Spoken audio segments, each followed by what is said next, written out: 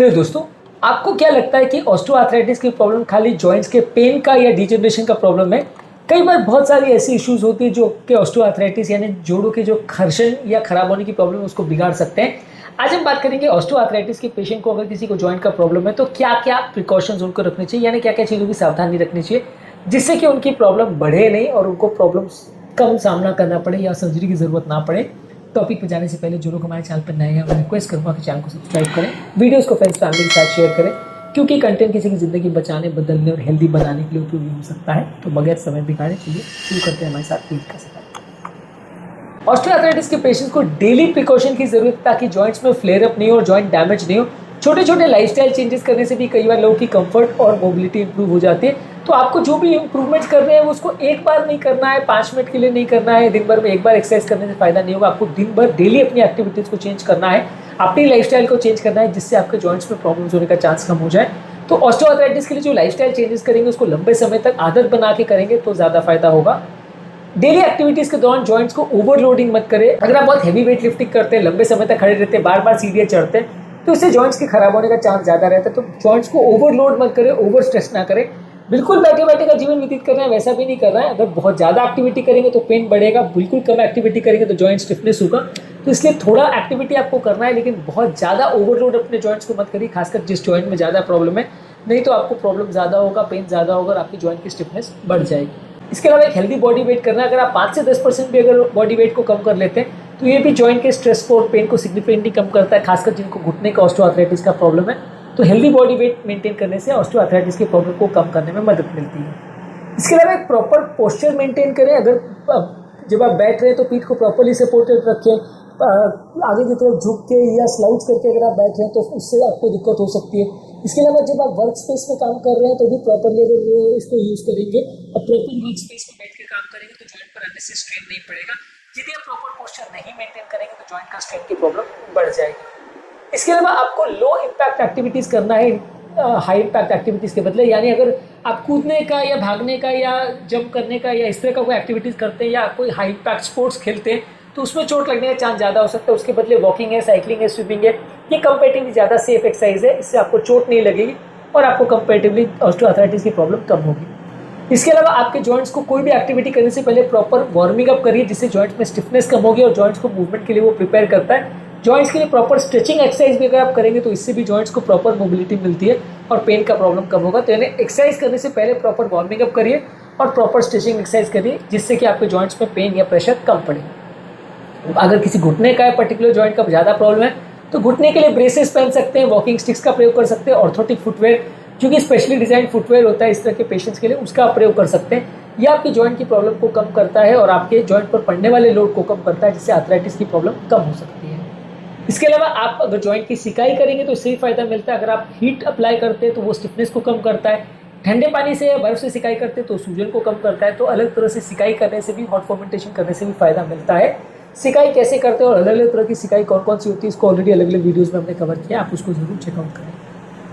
इसके अलावा अगर आपको बहुत ज़्यादा पेन हो रहा है तो डॉक्टर की गाइडेंस से आप पेन किलर्स का प्रयोग कर सकते हैं, पर बहुत ज़्यादा पेन किलर्स का प्रयोग मत करिए, नहीं तो आपके लिवर और किडनी को और हार्ट को डैमेज कर सकता है। तो डॉक्टर से पूछ के आप कुछ पेन किलर्स का भी प्रयोग कर सकते हैं जो आपकी पेन को और स्टिफनेस को कम करेगा। एक ही पोस्चर में लंबे समय तक मत बैठिए। यदि एक पोस्चर में आप 30 से 60 मिनट से ज़्यादा बैठते तो जॉइंट में अकड़न या स्टिफनेस का प्रॉब्लम होगा, सर्कुलेशन कॉम्प्रोमाइज होगी जॉइंट की। तो एक ही पोजीशन में लंबे समय तक मत बैठिए, बीच बीच में ब्रेक्स लेके थोड़ा चलने को जाइए। इससे आपका थोड़ा जॉइंट का ब्लड सर्कुलेशन इंप्रूव होगा और पेन थोड़ा कम होगा। कुछ लोग को ऐसा लगता है कि अगर पेन हो रहा है इसका मतलब आपको कंप्लीटली मोबिलिटी बंद कर देनी चाहिए और बैठ जाना चाहिए, पर ऐसा ज़रूरी नहीं है। थोड़ा बहुत एक्टिविटी करते रहेंगे तो जॉइंट का जो स्टिफनेस है वो कम होगा और पेन थोड़ा टाइम के बाद चला जाएगा। कुछ लोग को लगता है कि अगर जॉइंट का ज़्यादा प्रॉब्लम है, ऑस्टियोआर्थराइटिस ज़्यादा हो रहा है, तो वैसे केस में आपको सिर्फ और सिर्फ मेडिसिन लेना है। पर वैसे केस में एक्सरसाइज करने से, फिजियोथेरेपी करने से और लाइफस्टाइल चेंजेस करने से आपको कई गुना ज़्यादा फायदा मिलता है और कई बार दवाओं की ज़रूरत नहीं पड़ती है। ऐसे सर्फेसेस का ज़्यादा ध्यान रखिए जहाँ चोट लगने का चांस है। कई बार जॉइंट में इंस्टेबिलिटी होने की वजह से लोग गिर जाते हैं, तो अगर इंस्टेबिलिटी की वजह से लोग को चोट लग जाती है तो और जॉइंट्स की हालत बिगड़ सकती है। तो ऐसे लोग को चोट लगाने से भी आपको बचाना पड़ेगा। इसके अलावा डेली एक्सरसाइज करिए, डेली वेट कंट्रोल करिए, डेली पोस्चर करेक्शन करिए, हैबिट बना लीजिए सारी चीज़ों को।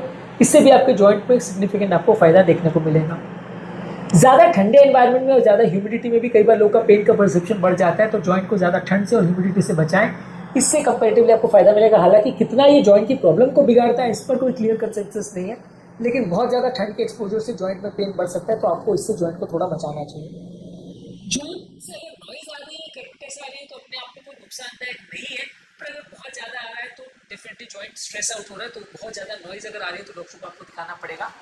कुछ लोग की अगर स्लीप की क्वालिटी कॉम्प्रोमाइज होती है तो इनडायरेक्टली उनके पेन के थ्रेशोल्ड को कॉम्प्रोमाइज करता है, जॉइंट की रिकवरी को कॉम्प्रोमाइज करता है। तो प्रॉपर क्वालिटी की नींद होना भी जरूरी है ऑस्टियोआर्थराइटिस के पेशेंट्स के लिए।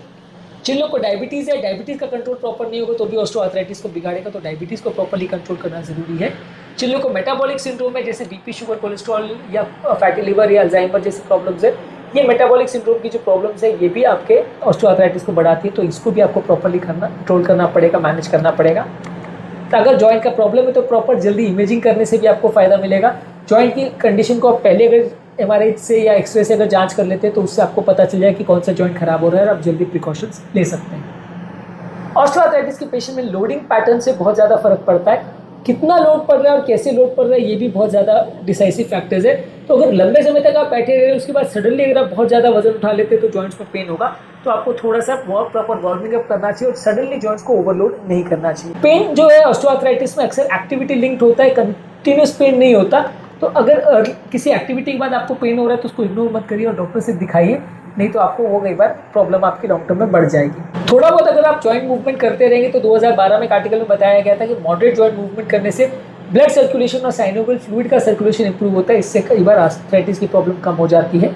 किस तरह के सरफेस पे आप रहते हैं और चलते हैं वो भी एक इंपॉर्टेंट फैक्टर है। अगर आप हार्ड और अनइवन और स्लोप सरफेस पे बहुत ज़्यादा चलते हैं तो उससे प्रॉब्लम होने का चांस थोड़ा ज़्यादा होता है। किस तरह का फुटवेयर आप पहनते हैं उससे भी कई बार हिप और नी के ऑस्टियोआर्थराइटिस में इफेक्ट पड़ सकता है। जॉइंट के पेशेंट्स को किस तरह का जूते पहनते हैं वो भी एक इंपॉर्टेंट फैक्टर होता है, जिससे कि कई बार उनको फर्क पड़ता है। तो प्रॉपर्ली डिजाइन अगर आप अच्छी क्वालिटी के ऑर्थोटिक फुटवेयर अगर पहनते हैं तो उससे कई बार ऑस्टियोआर्थराइटिस के पेशेंट्स को फायदा मिलता है। अलग अलग तरह की बॉडी में इन्फ्लेमेशन अगर आते हैं तो वो आपके आर्थराइटिस के प्रॉब्लम को बढ़ा सकते हैं, तो इन्फ्लेमेशन से बॉडी को बचाना चाहिए। अगर मसल बहुत जल्दी थक जाती है और मसल फटीग हो जाती है तो वैसे केस में भी जॉइंट्स को डैमेज पड़ता है और वो डैमेज कार्टिलेज को डैमेज करता है। तो मसल्स की स्ट्रेंथ बढ़ानी चाहिए और मसल्स को बहुत ज़्यादा थकने तक काम नहीं कराना चाहिए। सुबह सुबह अगर किसी व्यक्ति को अगर जॉइंट में अकड़न का प्रॉब्लम हो रहा है तो ये ऑस्टियोआर्थराइटिस का अर्ली साइन हो सकता है। वैसे केस में आपको कंडीशन बिगड़ने से पहले डॉक्टर को दिखाना है। ऑस्टियोआर्थराइटिस के पेन जो है सुबह सुबह अगर होते हैं तो मैक्सिमम 10 मिनट तक होते हैं। बहुत लंबा अगर पेन हो रहा है तो उससे ऑस्टियोआर्थराइटिस के बदले वो इन्फ्लेमेटरी आर्थराइटिस का साइन हो सकता है और वैसे केस में आपको उसके हिसाब से डॉक्टर को दिखाना पड़ेगा। अगर जॉइंट पर छोटे छोटे ट्रॉमा होते रहेंगे जो कि अननोटिस चले जाते हैं तो उसकी वजह से भी आपके जॉइंट्स परमानेंटली खराब हो जाते हैं। कोई बहुत बड़ा ट्रॉमा नहीं हो लेकिन फिर भी छोटे छोटे ट्रॉमा अगर होते रहेंगे तो आपके जॉइंट्स को खराब करेंगे, तो उसके लिए भी आपको सजग रहने की जरूरत है। यदि मानसिक तनाव बहुत ज़्यादा है तो उसकी वजह से भी लोग का पेन का परसेप्शन चेंज हो जाता है, तो उसके लिए भी आपको थोड़ा ज़्यादा ध्यान रखना पड़ेगा। बहुत ज़्यादा मेंटल स्ट्रेस होने से भी ऑस्टियोआर्थराइटिस की प्रॉब्लम बिगड़ती है, तो उसका भी आपको ध्यान रखना है। आज के टॉपिक में हमने बात करी कि क्या क्या प्रिकॉशंस फॉलो करने चाहिए ऑस्टियोआर्थराइटिस के पेशेंट्स के लिए। डेली एक्टिविटीज़ करना है, प्रॉपर पोस्चर करेक्शन करना है, वॉकिंग सरफेस का ध्यान रखना है, बहुत ज़्यादा जॉइंट को स्ट्रेस नहीं करना है, बहुत ज़्यादा अग्रेसिव एक्टिविटीज़ नहीं करना है, प्रॉपर फुटवेयर का ध्यान रखना है, वजन को कम करना है, मसल की एक्टिविटी को इम्प्रूव करना है और अर्ली प्रॉब्लम्स को रिकॉग्नाइज करके डॉक्टर से ट्रीटमेंट लेना है। ये सारी चीज़ें करने से ऑस्टियोआर्थराइटिस के पेशेंट्स में प्रॉब्लम्स थोड़ी कम आएंगी। पूरी तरह से प्रिवेंटेबल डिजीज़ नहीं है, लेकिन फिर भी अगर आप प्रॉपर इसका ध्यान रखते हैं तो प्रॉब्लम्स के रिस्क को कम किया जा सकता है।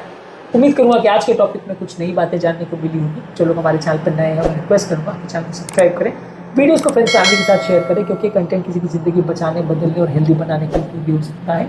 आपके कमेंट्स हमें जानने में मदद करते हैं कि आपको हमारा कंटेंट कैसा लग रहा है, प्लस हमारे लिए मोटिवेशन और इंस्पिरेशन का काम करते हैं। इसलिए वीडियोज़ को देखते रहिए, शेयर करते रहिए और हेल्थ के सपोर्ट आगे करते रहिए।